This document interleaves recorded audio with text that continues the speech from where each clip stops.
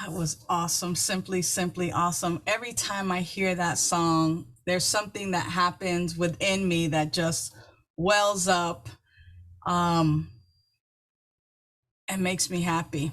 Well, I make me happy. But that song tickles something within me that just brings me so much joy. And it's interesting to be feeling so much joy and then to start talking about our talk topic today.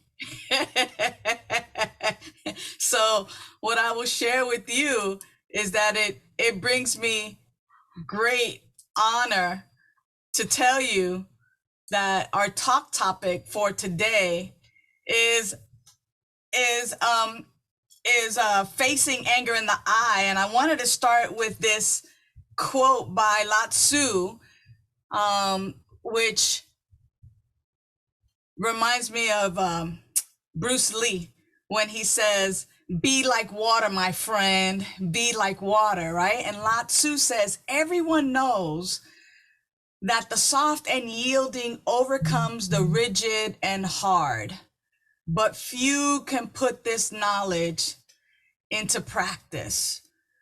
And I wanted to open with that because when I think about the soft, when I think about what is flexible, what moves, what flows, and then I think about what is rigid, the rigid breaks. And I think about the talk title today, Looking Anger in the Eye, as we've been looking this year at living everyday wonder, and this month looking at our emotions, our energy in motion. Anger is something for me that feels rigid. It feels rigid. And I'm jumping right into it because too many times we deny as spiritual people that we get angry. I know you get angry. I know you get mad. I know you get upset. I know that if you are driving or if you are slowing down or not able to do some of the things that you were able to do, that somewhere within you there is some anger that's beginning to flow. And what we get to recognize in this moment is that anger is an emotion. It is that neurological impulse. There's something that happens within our bodies that is a signal. And when that energetic happens, we label it anger. And what it is pointing to, it is pointing to a belief system, something that I'm thinking and believing, a way of being, a way of living, where I am really saying that what is before me and what is present shouldn't be this way. Now, anger is neither bad nor good, because when I think about it, I could be angry because I didn't get a parking spot, or I can be angry at the human crimes that are happening in our world. Parking spot, the human indignations and the things that are happening to human beings that in my mind, I am saying this should not be happening, that it angers me, it upsets me that people are dying around the world, or that people are not experiencing the human decency that others get to experience, or that folks are living without food or shelter or clean water. If you're getting angry about that, you might feel like you have some justified anger. But if you're getting mad about a parking spot, not getting a parking spot and somebody beating you to it, someone might say, well, that's not justified. Just go find another parking spot. But either way, that feeling, that neurological impulse that is happening because of a stimulus, that stimulus being our thought, our beliefs, these thoughts and beliefs that sometimes are very, very explicit, that are very conscious, front of mind, but then so many of them that are in our subconscious mind that we don't even know are operating as a law in our life.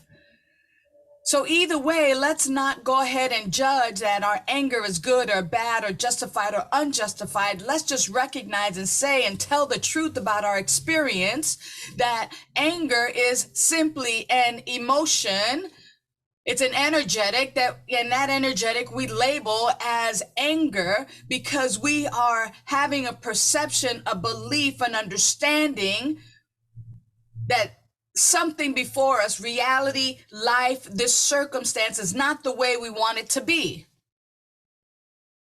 It's not the way we want it to be. I wanted that parking spot. I wanted that, but no, you got it. I don't want people to hurt or to hurt one another. I want peace. I want love. I want to have that experience. I don't want accidents to happen or wars to happen. I don't want people to feel slighted. I don't like the system of oppression that favors one group over another group. I want us all to live in harmony and actually be connected and recognize our oneness. So I get angry. There's this energetic, this energy emotion that happens in my body when I recognize that there is an injustice happening or when something isn't the way I think it should be. And that is neither good nor bad. What it is informational. And I love the experience that our practitioner Jan Hartman brought us to. That practice of simply being still and being with the beloved, meaning higher power, God, life, infinite intelligence, the creative spirit of all, source, God, that being still with God in that moment and allowing the emotion, the energetic in motion, that energy in motion to reveal to us what I'm thinking and believing, what we are thinking and believing, to allow ourselves to have that spiritual practice in order to recognize sometimes some of the lies or the things that we are believing that keep us apart from ourselves, this idea of separation, this idea that things should be a particular way, and my inability to accept things just as they are presenting and to be able to adjust myself so that I'm in alignment with what is for the highest and the best. Now, see, the only thing that people see wrong with anger is that if we allow the anger to fester and to boil, that usually there is some action, there is some motion that also takes place where people react, and they can react by name calling, rolling their eyes, you know, the body language, I'm pissed at you, or I'm angry and upset with you, and or they can say something, or it can lead all the way to violence and death. If we allow our anger to go unchecked, it can go from something that is informative and informing us of the truth of what we're believing, all the way to a violent act, violence, death, genocide. So we want to be able to not only know our IQ, but we also want to know our EQ, our emotional intelligence. And see, in looking at our emotional intelligence, even from what one might consider a secular point of view, I call everything spiritual, because if it affirms life, for me, it's spiritual. And that's why it's, you know, that's why we have a spiritual learning center. As we look at EQ, our EQ can actually increase. It is said that your IQ is your IQ, and that's your IQ. That's all it'll ever be once and forevermore. And you can continue to test, and it might go up or down just a few little, you know, increments, but it is really the same. It stays the same. But our EQ, we can do something about our EQ. We can do something about our emotional intelligence. And even in 12-step program, they talk about emotional sobriety. In other words, having the wherewithal in respects to our emotions, and that there's 4 areas of our lives in which we can actually begin to look at and then engage in spiritual practice to bump up our emotional quotient, our emotional intelligence. And those areas are self-awareness. Am I aware of my emotions, or am I still trying to hide it because I'm so spiritual, I don't get angry and upset and hurt and, all of these other emotions, the range of emotional labels that we have when we have those neurological impulses in our body. There's also the self-responsibility. Like, how do I handle that? Do I react or do I respond? Right? There's also social awareness. Am I aware of the emotions of others and how my emotions also impact and affect those around me? And then the 4th one is also relationship management. How do I manage my relationships when I'm feeling some type of way and someone else is feeling some type of way? These are 4 areas of our emotional intelligence that we can begin to elevate and look at in our lives if we are to be emotionally fit and spiritually fit. We get to live and work from this place of I am responsible. I am responsible. Now, earlier I said that our anger is neither good nor bad. And the reason I say that is because it just simply provides us information. Is the information that my anger is providing me, is this useful? Like, what does it lead to? What as Jan did in our meditation today, if we are to look anger in the face, if we're to open our hearts and our doors, and if we're to just kind of go, come on in, anger, you've been knocking at this door for quite some time, have a seat here. Okay, let me get my face right. Welcome. Imagine that. Imagine just kind of, okay, anger. What would you have me know?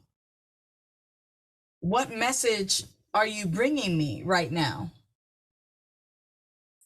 Because obviously there's something happening and going down right now that I think should not be happening. I am not dealing with reality in the moment that reality is saying, this is it.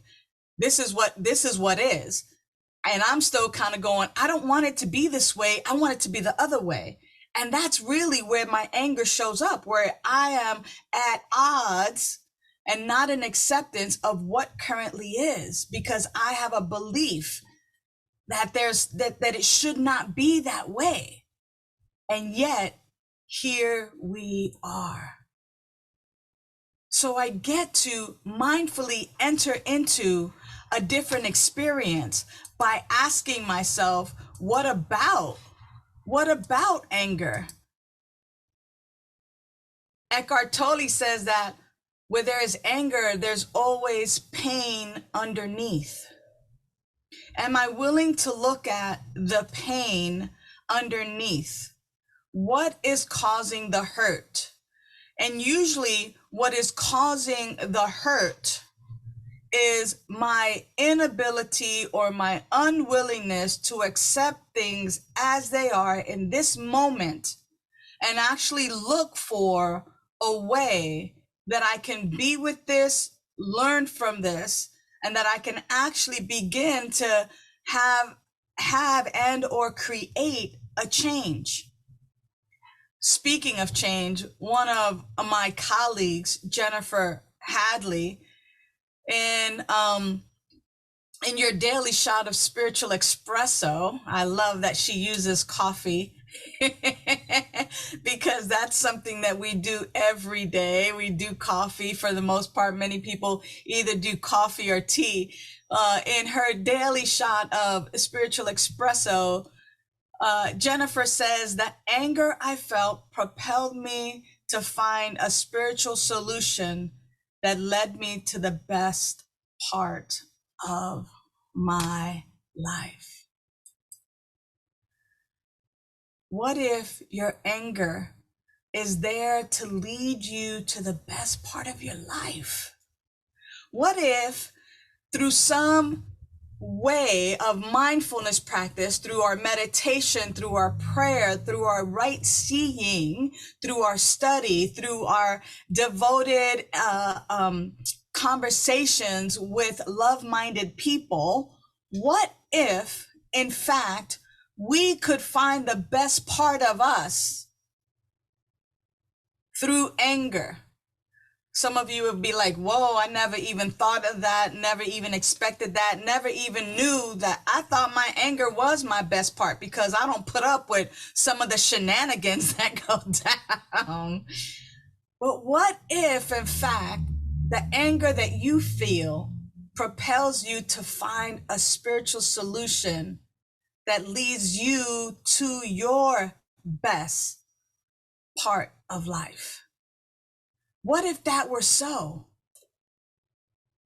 What spiritual practice? Go ahead and type it into the chat, whether you are on Facebook or YouTube or on Zoom. Go ahead and type into the chat, what spiritual practice or what spiritual solution might you try as a result of searching for a solution to your anger? What might that be for you? Would it be forgiveness? Yeah, sometimes a forgiveness prayer. I know for me, forgiveness has been a big part of my spiritual growth and unfoldment. I remember not too long ago, that the anger that was coming up with me and dealing with my neighbor had me in such unforgiveness, right? Reverend Kevin talks about atonement, which is at one-ment, when I'm recognizing that I am absolutely one with whatever is happening and also whatever is before me. That's also part of the forgiveness. This idea that I'm no longer victim, and that part about unforgiveness is a big dog. That's a big dog. It's a big vicious dog, a big vicious angry dog.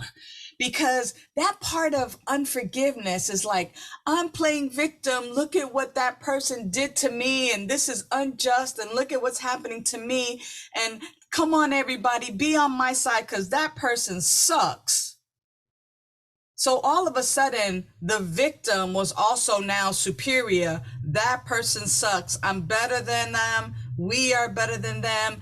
That anger leads to that unforgiveness and holding on. So what if there's a spiritual solution to our anger that actually opens us up to our best life? What happened for me with forgiveness is just, a weight dropped off. Like instead of me walking out of my house and looking at that house and kind of and being in there, it's just like I walk out and I'm like almost floating and levitating because I get to leave that alone. Move from judgment to discernment to acceptance. What a lovely sentiment there that Reverend Kevin is also reminding us, right? To move from discernment, right? Moving away from judgment to acceptance. What is this that I am not accepting? How can I actually come and go beyond this? What is the lesson that this anger is bringing to me? What is the lesson that the anger is bringing to me?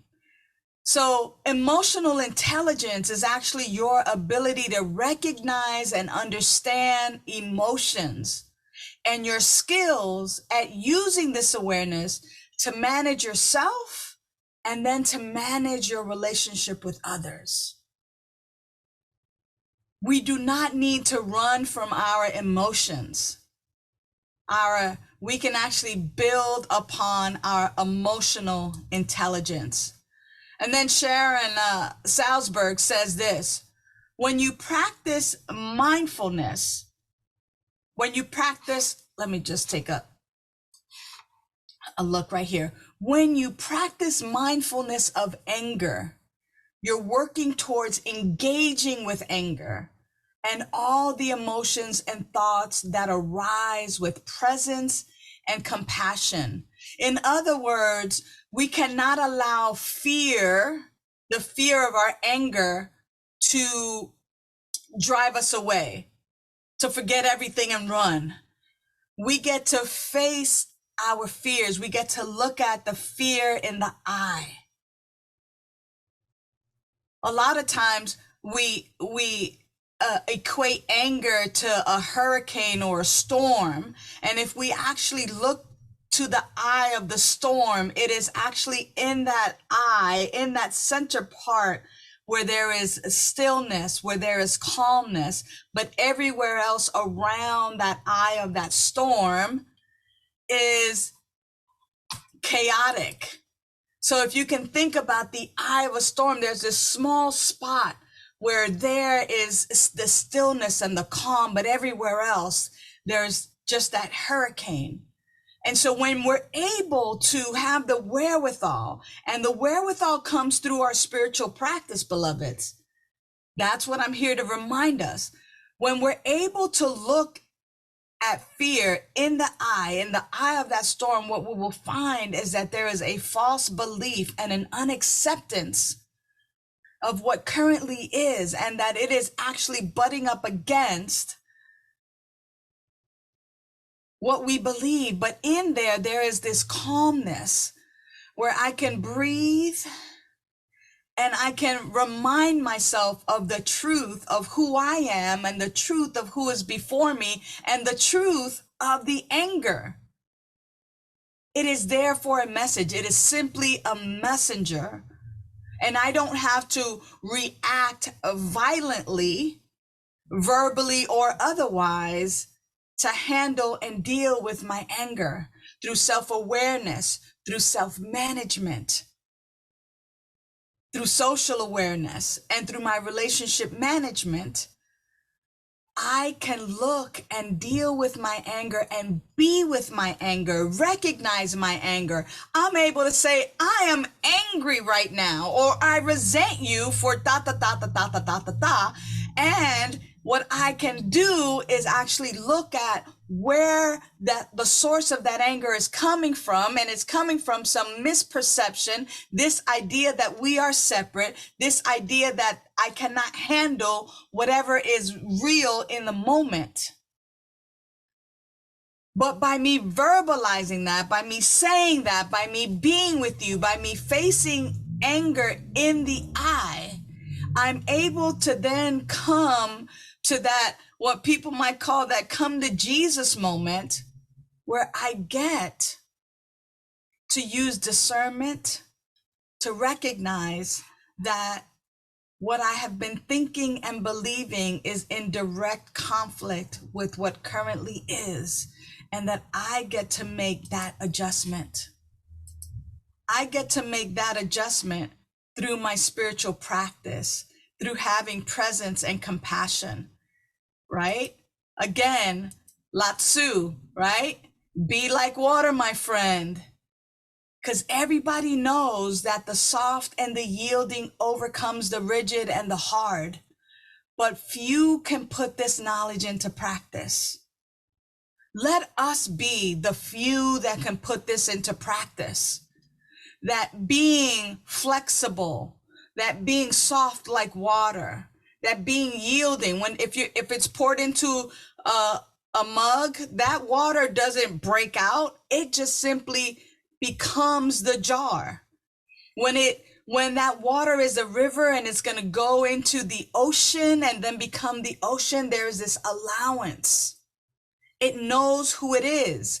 We are to know who we are, and the way we get to know who we are is through our spiritual practice ahead of time.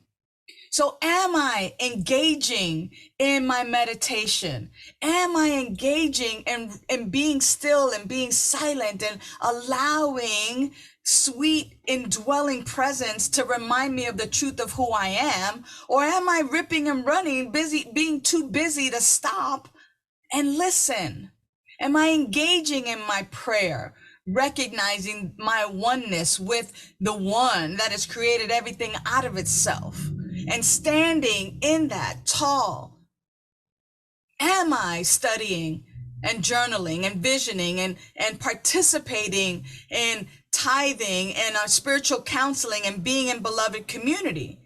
Because to the degree in which I am engaged in those practices on a regular daily basis, when I am confronted and met with something that I think should not be happening, I can manage the feeling of anger. I can pause and recognize that therein, within that anger, lies a truth that I need to know. And then I can begin to live accordingly, to not allow that anger to get me out of character, which,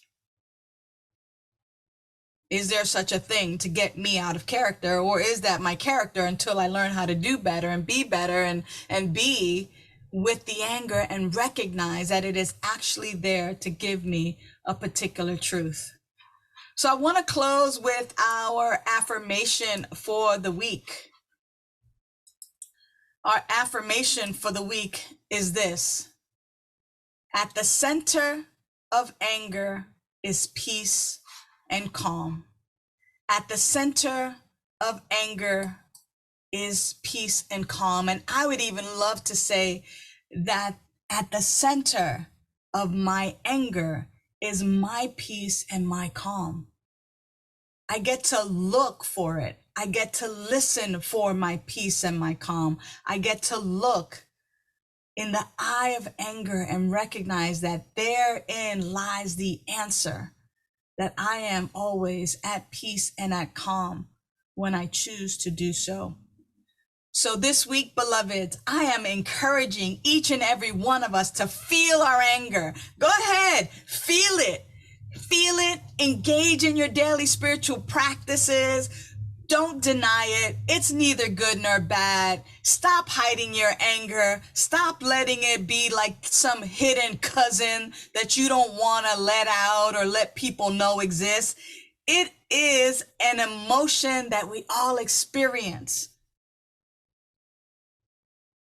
By using our spiritual practices, we can increase our emotional intelligence when it comes to that anger. We can allow it to give us the information about the false beliefs that we have, the beliefs of separation, the belief of otherness, and we can dive even deeper to knowing our oneness in God, as God, through God, in God, by God. Let's just take a moment into prayer. How grateful I am in this moment for this neurological impulse that happens in my body that I end up calling anger. I'm grateful for it because it points me to some misbeliefs, misperceptions, ways that I have been behaving and being that are no longer serving me. Grateful for this spiritual community, for this word that has been spoken. So grateful for all the receptive ears and hearts and minds that are saying yes. Grateful that we no longer have to deal with anger, with violence or name calling, but that in fact we can simply state that we are feeling angry and look in the eye of anger to find the peace and the calm and to find the source of it, which is some false belief, some misperception, some idea that the world, that life, that reality should be something other than what it is or what I think it should be. How grateful that sometimes this anger moves me to a place of creating a world that works for everyone. How grateful I am that sometimes this anger points me to that indwelling presence where I am seeking solace, that I might enjoy the truth of who I am. I no longer run and hide from my anger, but I look it in the eye. And I say, thank you. Thank you for that which you bring. Thank you for pointing the way to a new way of being and a new way of living. I'm simply calling forth in our experience health and wholeness, peace, abundance, food on our tables, love in our hearts, calling it forth not only for this spiritual community, but all spiritual communities, for all people, for all life. Simply calling that forth as our experience. And because I see it in my mind's eye, I simply plant this seed, knowing that the world, that the universe, that the infinite intelligence says yes. And that from this yes, as I continue to clear away any false ideas, any ideas of separation, any ideas of limitation, any ideas of hate, any ideas that are unlike the fullness and the allness of God, that it is indeed made manifest. Our health, our wholeness, our abundance, our plenitude, because it is indeed by valuing all that we live a joyous and fulfilling life. So for this and so much more, I give thanks. I let it be so. I rejoice in it. And I look for all the ways that this prayer is made manifest in my life and in the life of all. And for this, I simply let go. Woohoo! It is so, and so it is, and now it is. Thank you, beloved, so much for joining us this week for that.